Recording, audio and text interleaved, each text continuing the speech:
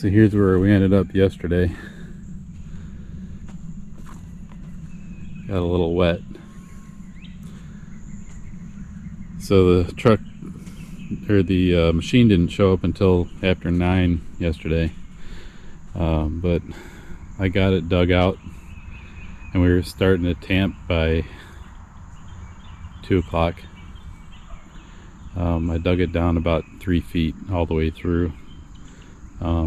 We tamped it at the bottom, and then I put about a foot in, and then we started tamping that, and we got around the second lap, and then we were about to do two more tamps after that, and it started raining like crazy. This thing was just full of water. It was basically a pond in here. So since the machine got stuck yesterday morning in a wet spot, I was concerned about the water sitting in here, so I dug this channel out over here. So that drained most of the water off. I think I'm going to try to get some of this other water out of here too before I start working on it again, because I'm concerned if I get that skid steer out here, it'll want to, I don't know, I guess it depends on if the water soaked down onto the clay level, and I don't know if this is going to turn into mush or not. I mean, it feels pretty hard right now, but we'll see. So I'm hoping that we can get the other 2 lifts in here and tamp down before the end of the day today. It's hard to say. It's supposed to rain again around 5 o'clock. Yesterday it started raining at 6, so we got all this work done before 6 o'clock. That's where we are right now.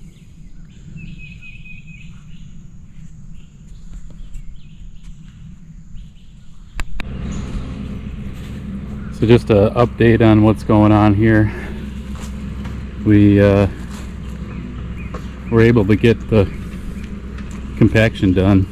It was kind of a rough day on last Saturday, because as soon as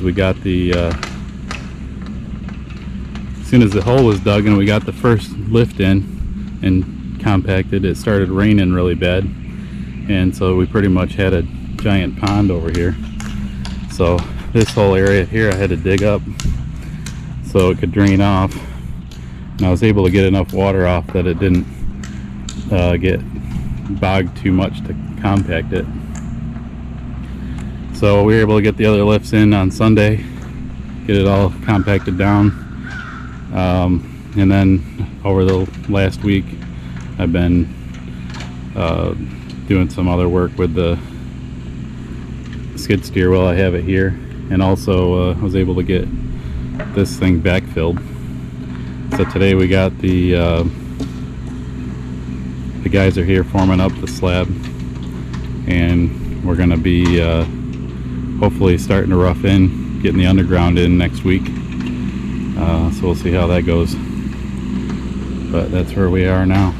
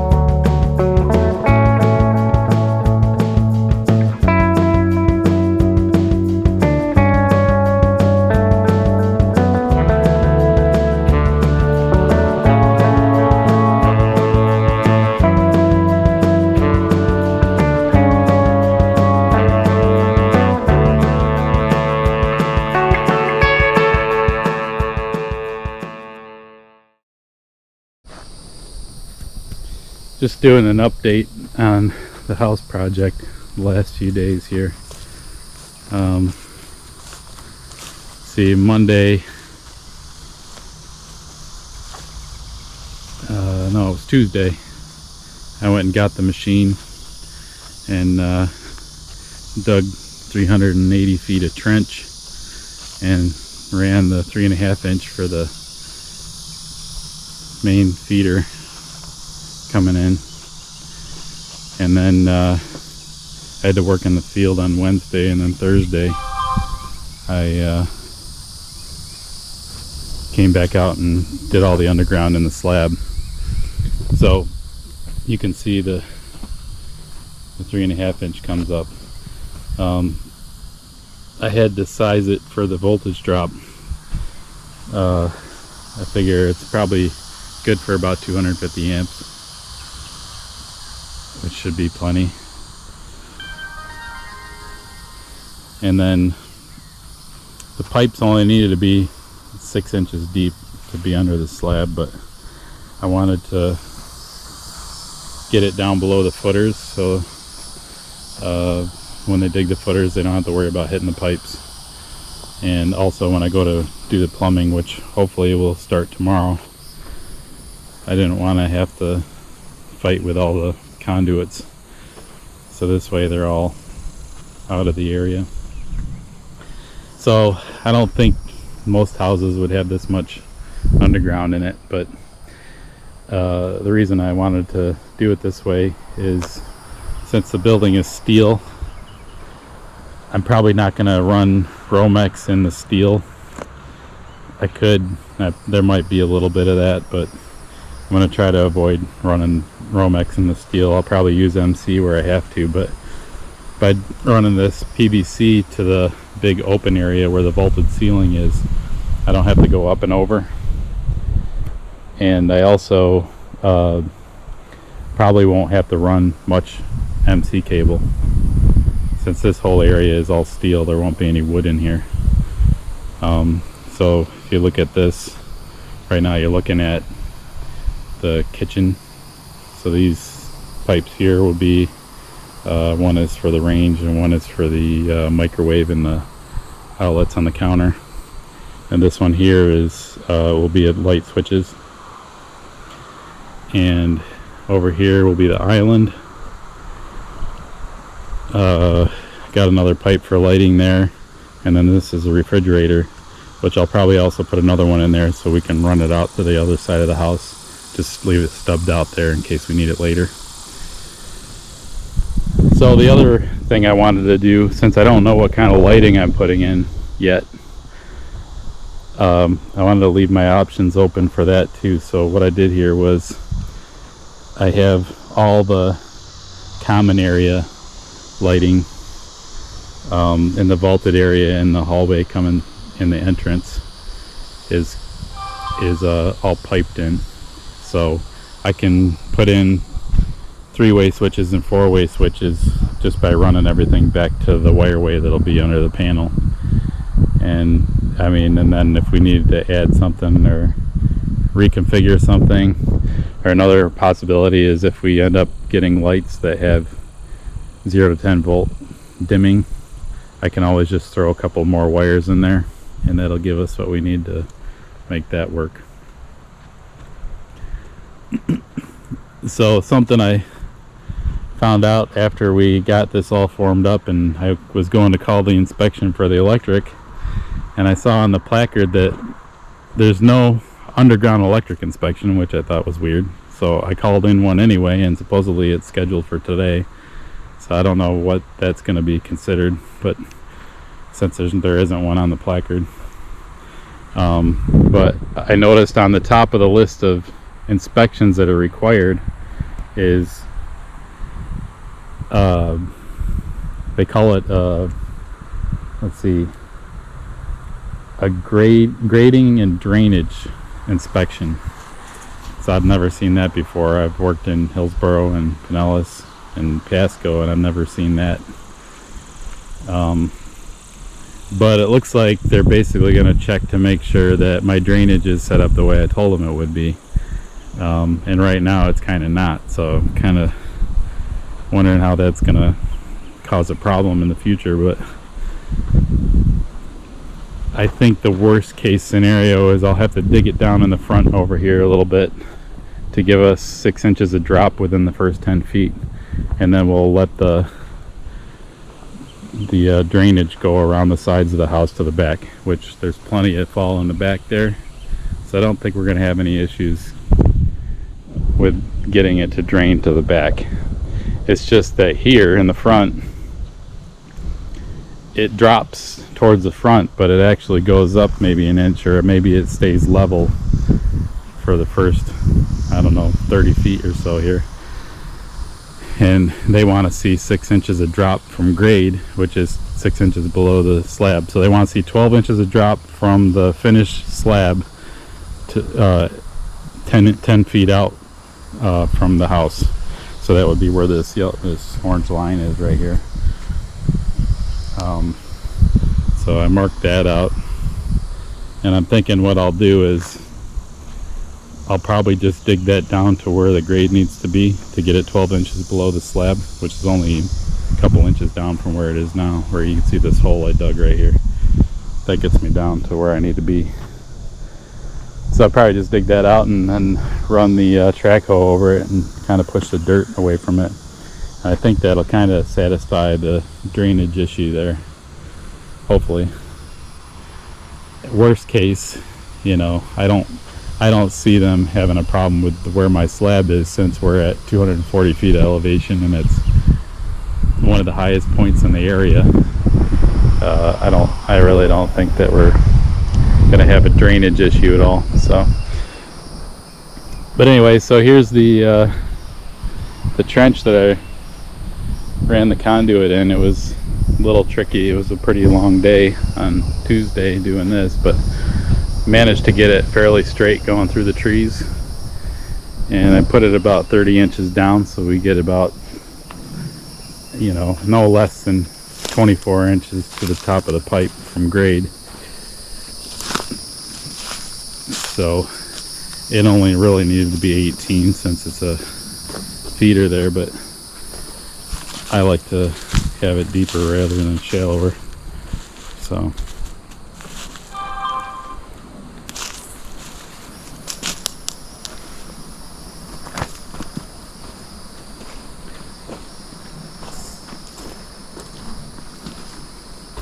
kind of interested to see the inspector's reaction when he sees this, because I'm sure he doesn't see a lot of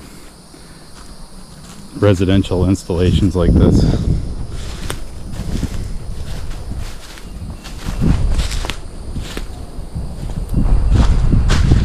Normally the power company wouldn't have the power coming out here underground like this. They would want to run power lines overhead. So what they tried to get me to do, but I told them I wasn't going to do that. They said, well, they can't really install it underground, they can only do it overhead, which would be like a 13,000 volt line. I think that's what they run out here, somewhere in that area. 13,000 volt line run overhead to a transformer. So not only is it ugly, but it's probably a little dangerous, especially with all the trees around. So I told them when I installed the service for the well, I told them, well, I mean, I can pretty much put it wherever I want as soon as once I put the disconnect in the meter. So I just put the disconnect in the meter right by the road. I had them set that pole right there, and so I can run it anywhere I want from there, which is what I did. So you can see where the well service had to cross that here. But so something I did on this, it's kind of a lesson learned from another job we did, but probably almost the same setup actually, with the same size wire and everything. But we had a pretty long pole, and we went to pull the feeder in, and the rope started digging into the 90 on the PVC, and it was basically not letting it pull the wire in. I think if we had just kept going with it, we would have ended up cutting a hole right through the 90. So I had the power company there because they had to shut the transformer off, and we ended up we got it probably halfway in, and then we ended up pulling it all back out and pulling it from the other direction because there's a little less resistance with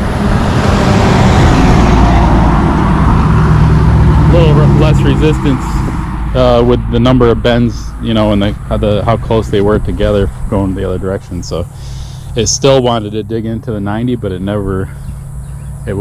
let us pull it in. So that's what we ended up doing. It took a lot of time, and it was kind of a little bit scary. But so the way to fix that problem is you put in a rigid 90 on the pulling end, and it costs a lot more money, and you have to coat it like that so it doesn't rust.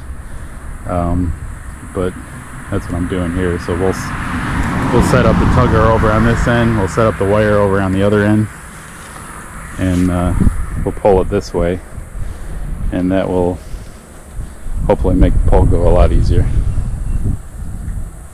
So something that's kind of interesting with this, with the way supplies are right now, to get a 400 amp meter can, or it's actually a 320 amp meter can, single phase, it's a year wait right now.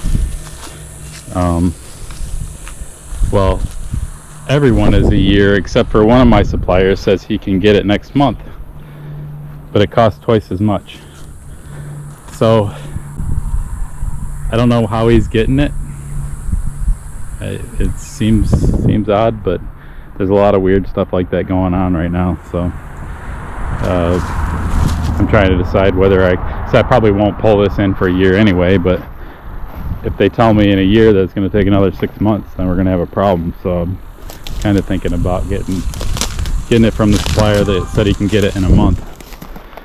So, but anyway, that's the update.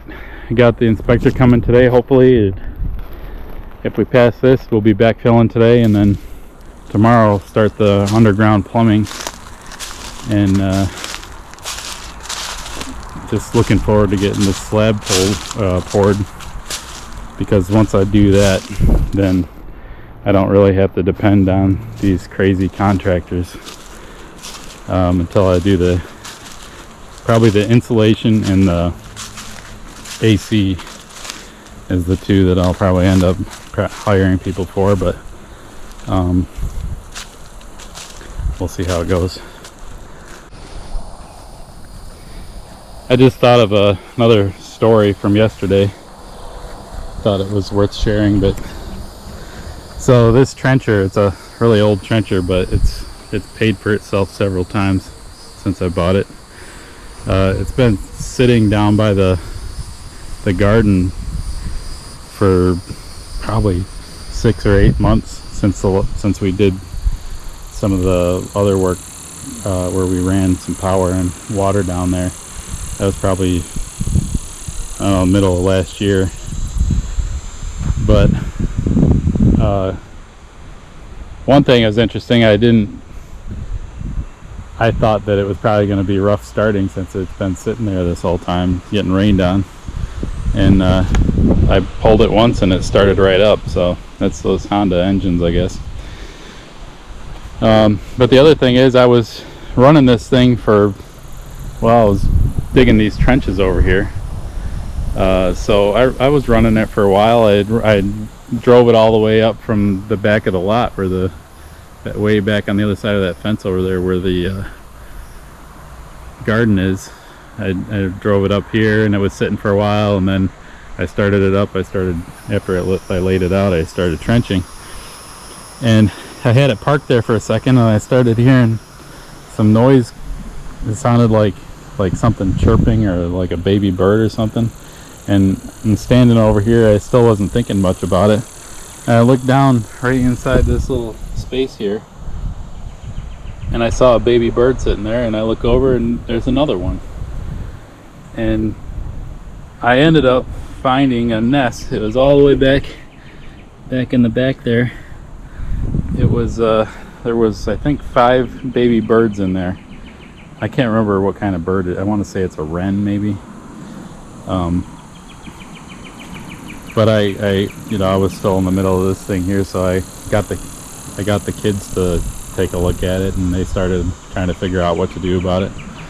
And I gave them the nest and the birds and everything in there. And what they ended up doing was,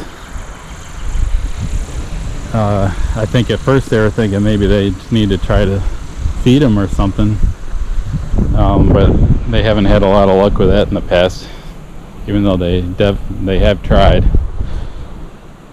I think they read online somewhere, somebody said to try to put them back where they found them or something like that.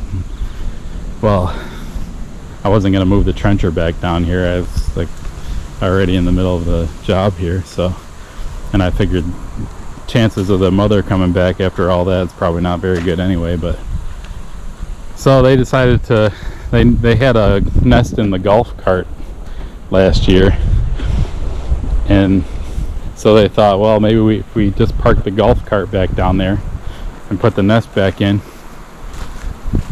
maybe the parents will come back.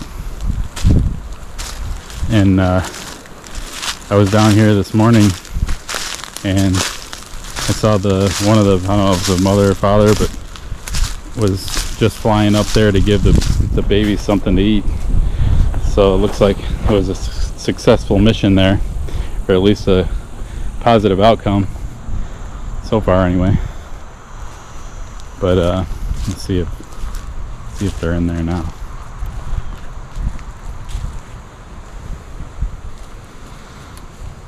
Uh-oh. I don't see anything now. Oh, they're there. I don't know if you can see that. The babies are all in there.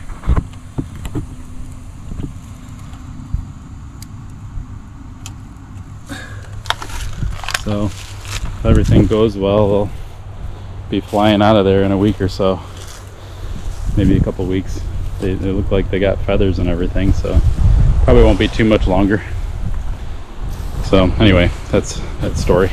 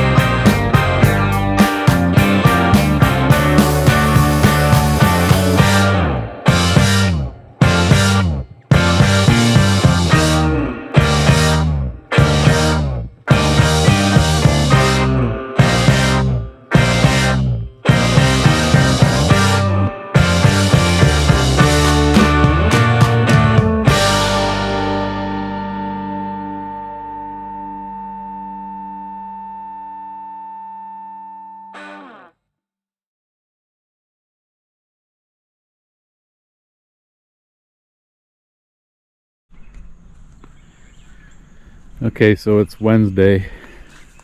I know it's Thursday. So Wednesday, yesterday we managed to get the concrete poured.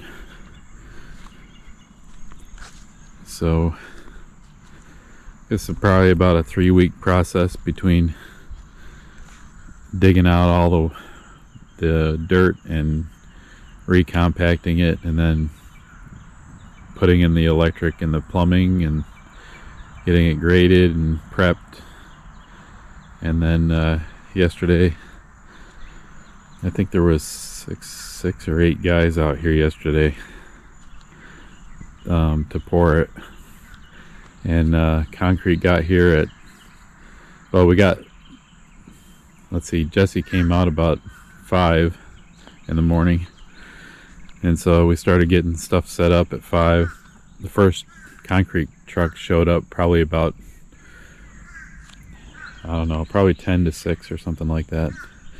And by 6 o'clock they were pouring, and I think they had it pretty much poured. It ended up being 85 yards. They had it poured by probably 11 o'clock or so, and then it started raining, and I was pretty concerned because it was just starting to set up, and they were just starting to run the power trowel on it, and that's when it started raining. But the rain stopped probably as late as it could, and they were able to, once the sun came out, they were able to get it finished, and the finish came out pretty good, I think. And it's probably not going to win any awards, but it's definitely pretty smooth. It's going to be good for what we're doing. And then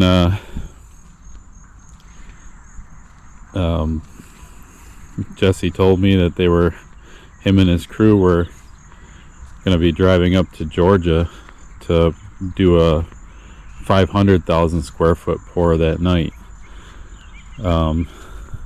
at 10 o'clock. So he was going to leave here, pick up his equipment in Tampa, and head up to, I think he said Savannah, Georgia.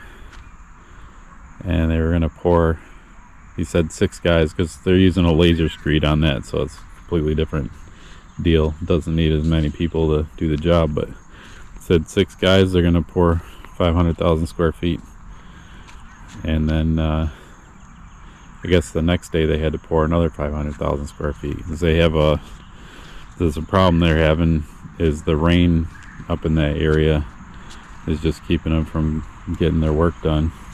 And they're doing a lot of big warehouse type buildings, tilt wall slabs. So, but anyway, so that he told me this was probably about, must have been around 2 o'clock or so. He said, well, I'd love to stay and get your concrete cut, but I got to get up to Georgia so I can get back to work. And he goes, so I'm going to leave you the saw cut machine there, and it's like you're gonna have to cut it yourself, so which I'm fine with. But so I ended up probably, because by the end of the day, I mean, my day started at 3:30 yesterday in the morning, and probably around 3 o'clock or so I was pretty tired out. The sun was just brutal yesterday. And so I wasn't looking forward to doing more work. I had said maybe I should do it in the morning or something. And he said, no, you got to get it done tonight. So so I got cut, and it didn't take too long, and I think it turned out okay. But one thing that was kind of funny, they poured the main floor first. I think they tried to get some of the footers in the main floor with the first few trucks that came in, and then they ended up with 2 callbacks, so one 10-yard and then a one 5-yard. And the 5-yard took a while to get it out here, and I don't know how they came up with 5 yards for the callback. I mean, whoever decided that, they're either a genius or super lucky. But I saw that they were finishing up. They just finished up the pour in this patio area. This is the last area that they did, and I saw the concrete truck sitting over there, and the guy was washing the chute out. And I said, so what, are you sending the rest of the concrete back? Because I thought we would probably have a yard or two extra. Usually you don't plan it exact. And he said, no, actually, we're not even sure if we have enough. It's like they were down to, I don't think they had a shovel full of extra concrete at the end. It worked out like perfect. So, but anyway, it looks good so far. I guess now the next thing is I'm gonna probably lay out the walls again and make sure that all the pipes fell where they're supposed to, or see if we need to adjust anything. And then from there we're gonna start setting these columns.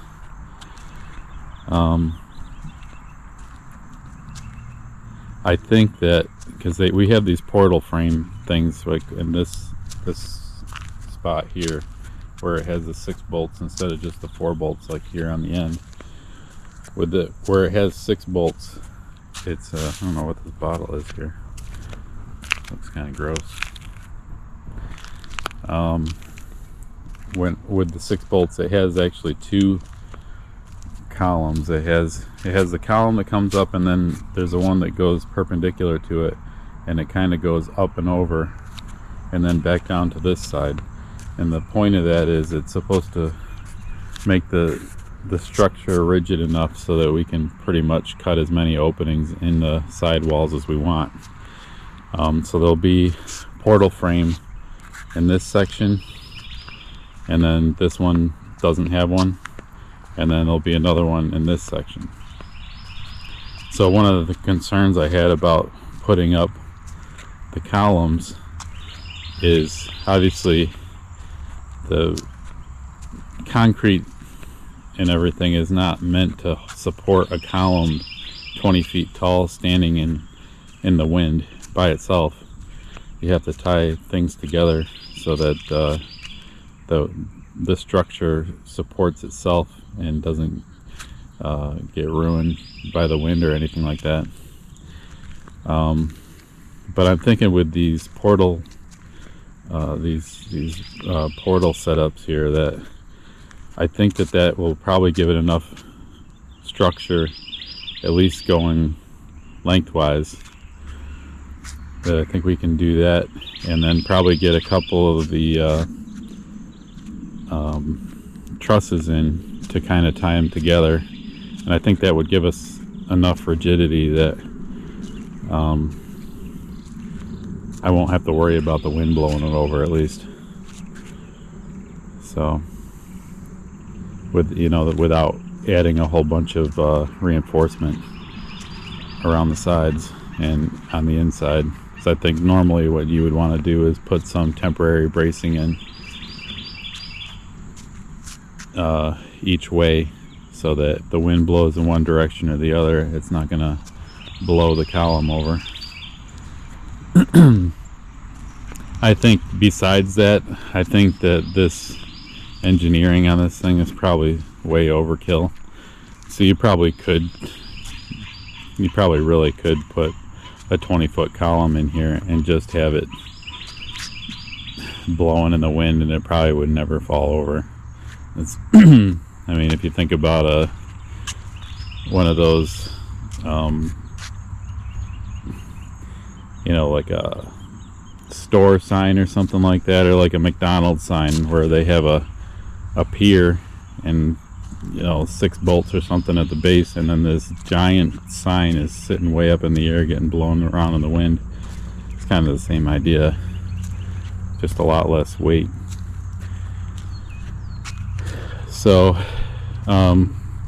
yeah, I mean, he and I had me and the mason had quite a few little discussions about things.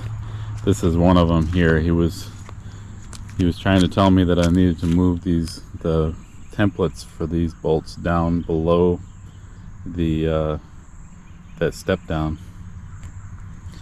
And so when I bought the kit, or when I was having the kit designed, I told them to give me these two columns. I had them add the length on the columns to make up for the 4-inch drop plus the 1/4 inch per foot of pitch. So it ends up that these are actually 5.5 inches longer than those ones. And I probably could have had them make these ones longer too, so that they could go all the way to the floor, but I didn't know where the base of the column was going to fall on the slab, and I didn't want to create more problems that we didn't already have, so I just had them leave these the standard length. So normally, I guess, when they build these buildings, they figure that the slab is going to be flat all the way across. So for me to ask them to extend some of the columns down, it was like I was asking them for some kind of alien thing that they've never heard of before. So I just didn't want to add extra problems to it, but I also didn't want to have concrete piers at the end of the porches. So I think it was a good call to have them extend those, even though it was kind of a hassle to get them to do it. But I guess what they were thinking is that the porch would be at the same level as the regular, as the main house floor, but I don't like that idea, because you're basically asking for, especially if we have a high wind, like a hurricane or something that comes through, if the floors are at the same level, any of the water that lands on the porch is going to get pushed up against the house, and it's probably going to want to go inside. But with this, having this drop off here, it's just a lot less chance for water to try to get in. So I think this is a good way to go. So with that, I also had I did the same thing with the two columns in the back porch. But when I was doing this, I was totally guessing, because I wasn't even sure where the columns were going to end up. I didn't know exactly how much pitch would be in the porch. So there's a few things.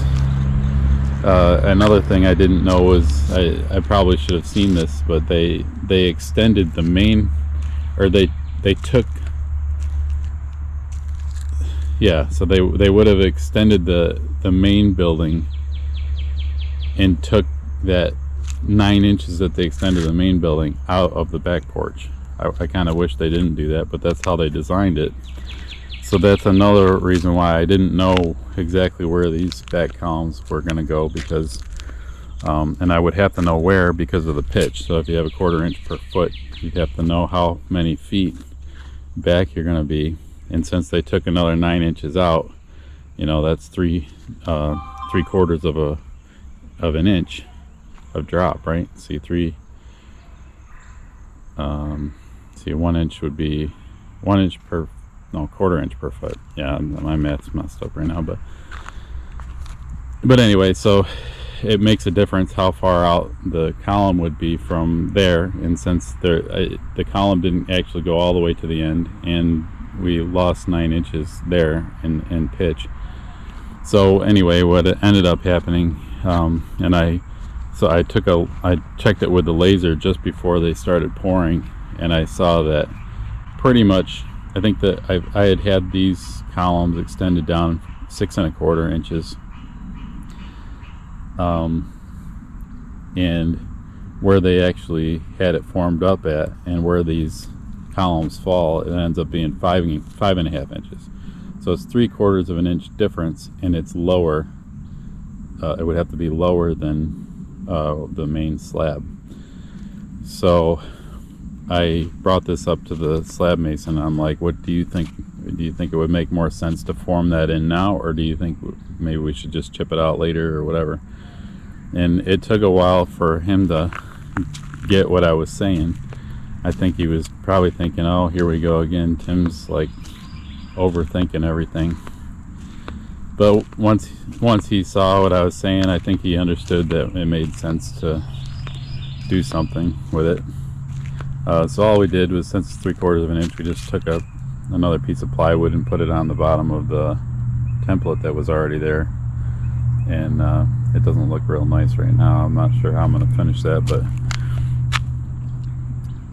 anyway, I think that saved us a lot of time, because now we should be able to just drop the column on there and it should be right where it's supposed to be. I guess we'll double check it once we get there, but anyway, so overall I think everything's good. You know, the other one that's I still have some reservations about, is I redid all of the templates, so I placed them all, and I'm sure that when he put them in right. He put the templates in the right spot. That wasn't my issue. It was more the fact that the templates, I think, were no good. And so there's a chance that, since with everything else going on, that I could have missed something, or maybe I moved something over half an inch or something like that. And in that case, we're going to have new problems that I don't already know about. But if everything went well, should be able to just drop the columns on and start moving forward. But overall, I think it went well, and pretty thankful that this part of the project is over with.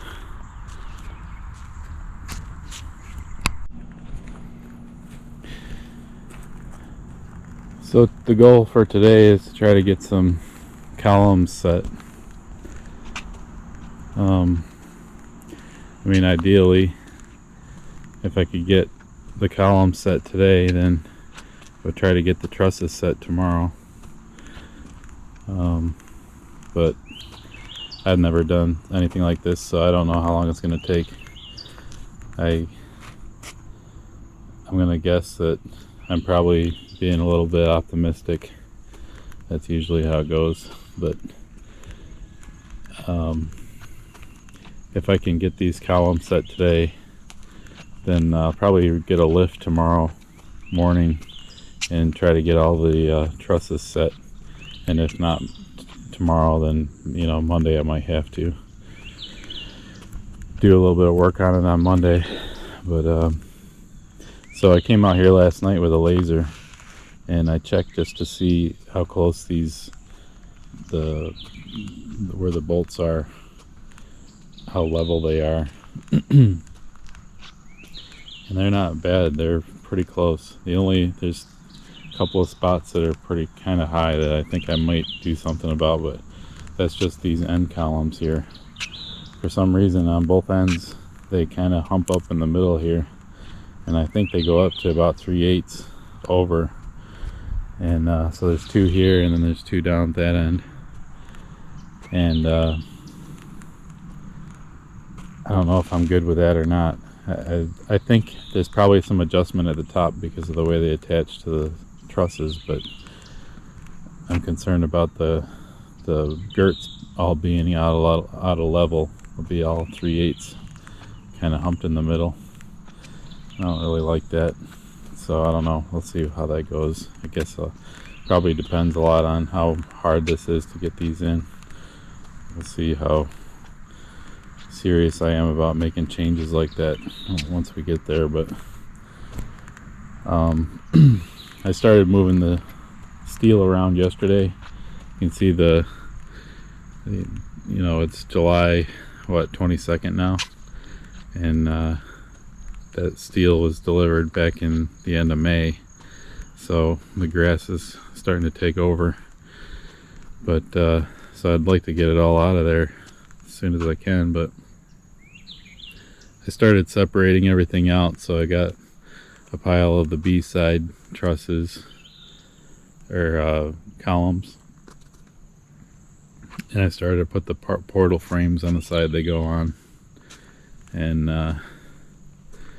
so today I'll probably bring the genie lift over here and get that set up, and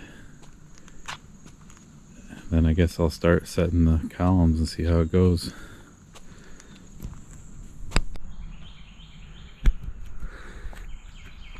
So I didn't get as far as I wanted to yesterday. I kind of figured that would happen, but I did have a solid day, probably about a 12-hour day. But I got one side mostly done. I think once I got going on it, I think setting the columns is pretty easy. Is getting them plumb that's a whole other thing. I'm sure there's an easier way to do it. These guys that do this all the time probably will laugh at me if they ever see this video, but I got them all plumbed up. I think there's one that I might have to tweak a little bit, but I think I figured out how to get them up there quicker now, so that's good. But I'm definitely not setting trusses today.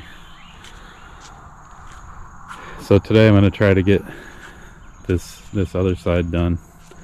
I left the end column off on the porch down here on the end because there's no girt attachment on that, so it would be kind of like on its own.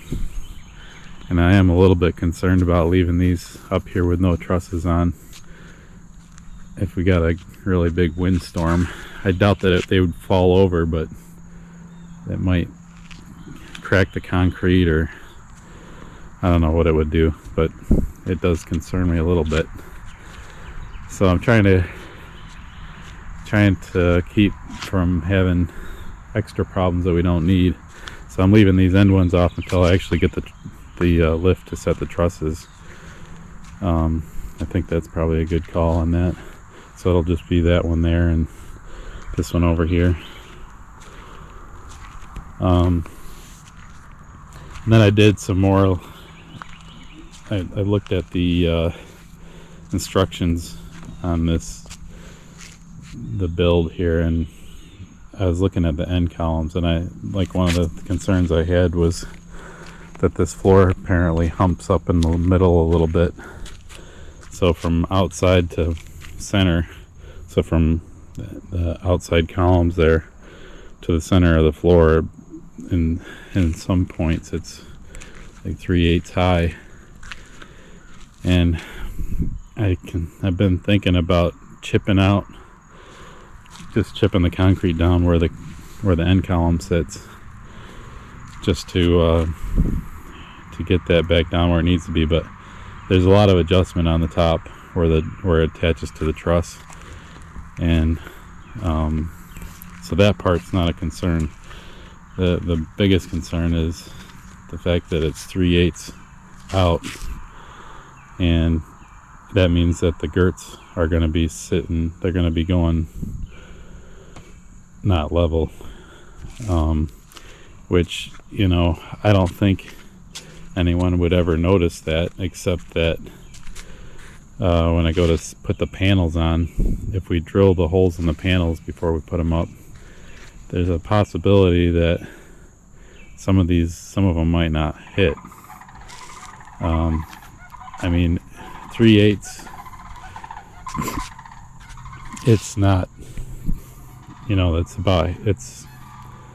not quite half of the thickness of a purlin, but it is something I'm concerned about anyway. So I guess the way I'm looking at it now is, when I get there, I guess I'll make that call. But I'm kind of thinking right now I'm just going to put the end columns in the way they sit, and we'll have to figure it out when we get to the sheet metal part. So anyway, for today, well, I should say he ran into a few problems yesterday, which I wasn't really surprised, because this equipment that's been kind of sitting here a little bit. So the forklift, the battery was dead, so I had to get that charged.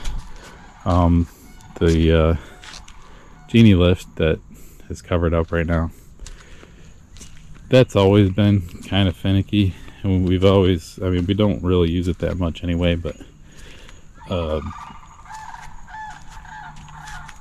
battery, there's something with the controller. I've even swapped the controller out, and the battery, it always says the battery's dead. I put new batteries in it, still says the battery's dead. Well, yesterday it just didn't want to, it pretty much needed to jump the battery every time you went up on it. So I had to fight with that all day, but I put a different charger on it, and I kind of think that maybe the charger that's on there doesn't charge it all the way or something. So when I put this other charger on, just a regular car charger, it seems to work better.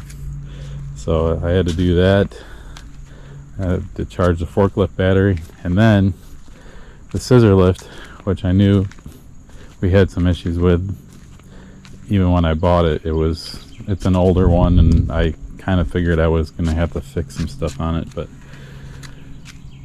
it looks like the control valve, the whole control valve assembly, probably needs all new seals, because it's apparently not a wiring problem from what I can tell. But whenever you do any function on there at all, if you're driving it or if you're going up or down, it always steers to the left, and it wants to just steer the whole time. So it slows the whole thing down, because the whole time it's pumping oil into that cylinder to turn it left. And so even when you're turning right, it's still trying to turn left. So I think the seals are bad in the control body there. So kind of frustrating, because this is when I really need this to work, and I don't know how soon I'm going to be able to get that fixed. So I might just have to suffer with it for a little while. But so anyway, I'm gonna get started on this morning, and hopefully it goes as smooth as I think it should. Now that I kind of have a system down for setting these, I think it should go smoother, so we'll see how it goes. But I'm just not sure if I'm going to start on this end or down at the other end there. But I'm going to get going.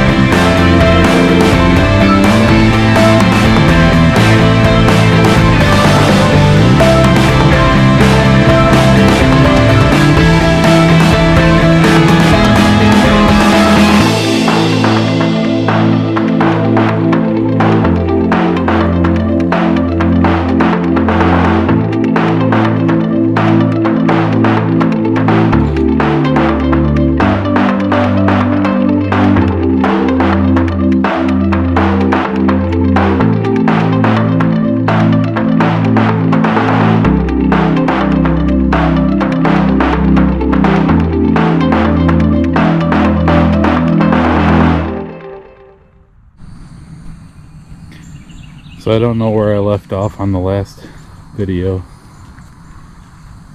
but I wanted to do an update. I got all the columns set except for the two end ones on the back porch, and of course the ones that I have to wait for the siding to put the ones up for the front porch. But I put all the girts on, with the exception of the areas where the windows are going to go, windows and doors. So we got window there. I'm going to put a window there too. Actually, I think there's windows there too, but some of them I did put a couple extra ones in there if I thought I needed to. I just didn't want to drill a bunch of holes that I didn't need to drill. So today I'm planning to set the trusses, or at least get started on it. Hopefully it goes well.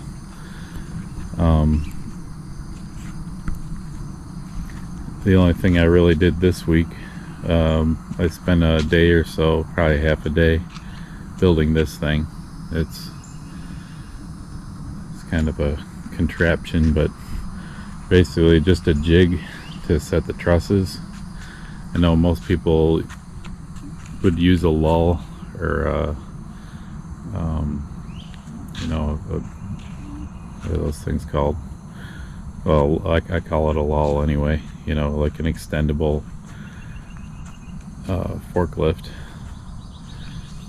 And I don't have one, and there's a couple of reasons why I don't want to use it.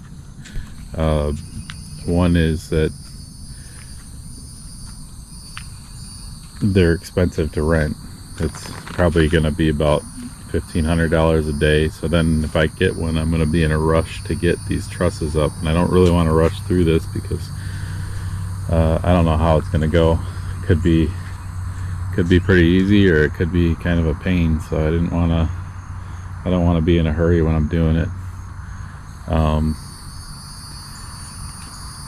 And the other reason is I don't really want to drive a 30,000 pound piece of equipment out here on this slab.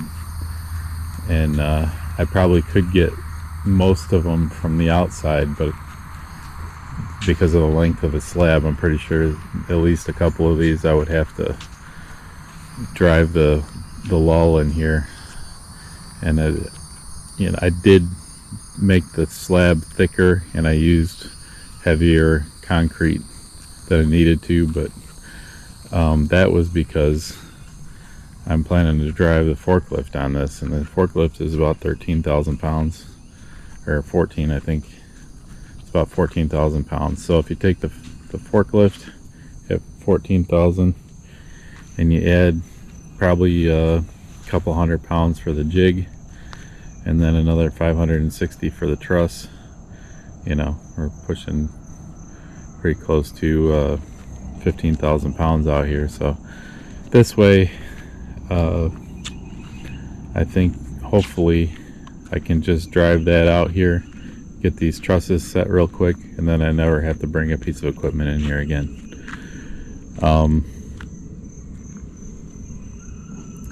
Yeah, so my plan right now is to get this. Ideally, you'd want to do the end truss first and get it plumbed up, but the trick I'm going to have here is getting the truss in here assembled. You can't really do it without picking it up over the top of the columns. So I'm kind of thinking, I mean, this is going to be somewhat of a puzzle to do it, but I'm thinking if I take this one that I have on there now and I put it on this second column and get it plumbed up and strapped down, and then I'll come back from this end and get another truss and set it on this column. Then what I would do is take the jig and move it down to that end and build another truss there, pick it up, and then I would lift it up over these, and I would start on the third column in, and then or I'm sorry, yeah, the third column from the back side, but the fourth column from the front side. So it would go fourth, third, second, first, and then to finish up I would get these last two columns set, and I can set that one from the back. That's not a big deal. But the trick is that, you know, you can't have that fully assembled truss sitting in here straight on, because it interferes with the columns. And I can't, one of the reasons I made the jig is because the forklift doesn't lift, it won't lift a 26 foot high up over the top. It actually would have to be about 27 feet high in order to get it over and clear the columns. So I made that jig so I can get it up there. But anyway, it's a little bit of a planning and stuff to make it happen, and I hope that I figured it out. Otherwise I'm going to have some extra work to do. Maybe the only thing I can think is that I might have to pad out that jig a little bit to get it higher. But I don't think so. I think it's going to be okay, so we'll see. I got this scissor lift so that it operates a lot better. Show you the part that I replaced. I probably didn't have to replace the cartridge, but I didn't know, and I didn't want to buy 16 parts before I figured out what the problem was. So, but anyway, I had to cut this off because the socket wouldn't fit over it. But you can see that there's supposed to be O-rings in those three spots there, and there was pieces of O-rings, but that was it. I don't even know how the thing was working. So that's the second part on this lift that I've seen the O-rings and seals look like that, which makes me think that it's not going to be the last ones I see either. But for the moment, at least, it's working okay. So I'm sure I'll probably be replacing more of those, but at least they're pretty easy to do. So anyway, I'm gonna get started on that this morning. Hopefully everything goes fairly smoothly. One of the problems I've had, and probably the reason why it's taken me as long as it has to get to this point, is that, you know, these girts are all pre-cut. So the column, as long as the column sits where it's supposed to sit, these girts should just lay, and they should land right in the center of the column, and it should be like that all the way down. But the problem I was having is that, especially where I had these portal frames here, they were not working out. And so I spent all day Saturday, I was probably out here 12 or 13 hours, you know, with all these straps and stuff, tweaking it and loosening the bolts and moving it around. And I finally got this side done on Saturday, and so Sunday I was so wiped out I didn't even work on it. And then I worked on this side a little bit on Monday or Tuesday, but this side wasn't as bad. I had a little bit of work to do to get it straightened out, but this one's not too bad. But so I got them pretty much plumb and straight, but I still have a problem with the twisting of these columns. I don't know, something else I didn't realize, that when I'm trying to get them plumbed up, I'm putting a 6-foot level on the side of the column, and so I put the 6-foot level in here, and you know, it's a right angle piece and it should be pretty straight. And I found out that while I'm sitting here trying to get them plumbed up, they're actually not even straight. They're kind of bowed a little bit, so that throws my whole thing off. So I don't know, I guess I would think that steel would be more consistent than wood, and I've done a lot of work with wood, so I guess I can figure out how to make it work, but it's just kind of frustrating. So, but then you can see, I don't know if you can see it, but like this one here, you start at the bottom there and it's pretty straight, and you get up towards the top and the whole top of it twists in. And I think once to get the cord bracing on there, I'm gonna have to straighten that out, and I don't know how it's gonna affect putting the trusses up. I don't know if the truss is gonna straighten that out, or if I'm gonna have to fight with all these to try to get these all straightened up. Some of them are pretty good, but some of them are really bad. So I don't know, but I guess it's one of those fights I'll have to fight to keep moving forward. So anyway, that's where we're at for today. I'm going to try to get some video of the trusses going up, and then we'll check back in later.